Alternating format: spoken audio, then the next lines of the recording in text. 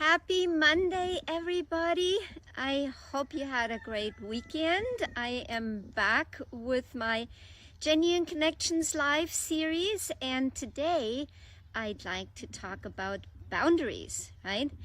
Gotta have boundaries in our everyday life as much as our horsemanship. And we all have a little bit of a different idea when it comes to boundaries. We all have a little bit of a different idea what is our personal space. Like, I'm a really huggy, touchy, feely person, right? So my personal space is actually rather small, and I don't mind people being close to me unless they have a funky energy, right? Now, when it comes to Soulfire Farm here, we had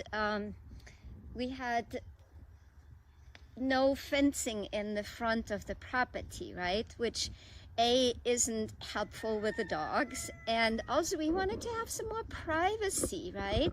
So we set up a privacy fence, and my neighbors said, well, now we don't know what you're doing anymore, right? Which is the idea of having a privacy fence, having a little bit more privacy and setting boundaries, right?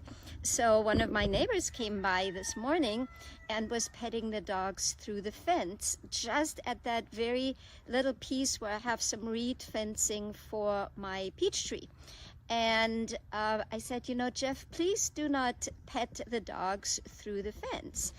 And he said, well, why not? And I'm like, because I put the fence up so that the dogs stay here on this side of the fence, and when you reach through, you're actually damaging the fence. And he said, well, can I walk around the other side? And I said, no, because this is my personal property. And so he said, well, you're an asshole. And I said, well, you're certainly entitled to that opinion, right? You can certainly think that. Have a good day. So people think about boundaries in lots of different ways, right? And when it comes to our horses have a very distinct idea of what boundaries are for, and when they are non-existent, what that means for them in terms of the herd hierarchy, right? So when you set solid boundaries, then your horse will have clarity and will also understand your focus. And focus and clarity is vital for our horses to have a certain sense of certainty, which then can translate into relaxation because they know what is happening, they understand what is happening, there is a rhythm, there are patterns, there are habits that help our horse find relaxation, right?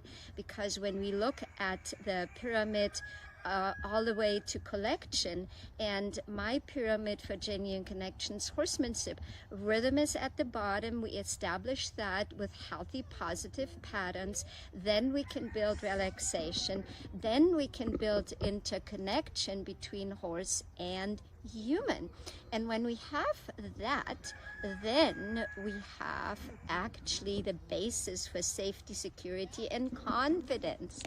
So this, hi Mr. JB. So this Wednesday at 5:30, I'm actually hosting a webinar workshop about I just want to go trail riding and what it takes to actually safely, securely, and confidently go out on the trail for horse and for human, right? Not just us, but our horse needs to feel safe, secure, and confident as well. So if you'd like to participate, there is actually a link in the post here. And I would love for you guys to share below what boundaries mean for you and whether you might be struggling with boundaries right now. Have a great day. As always, lots of love, because love makes everything better, including our horsemanship. And don't forget to put your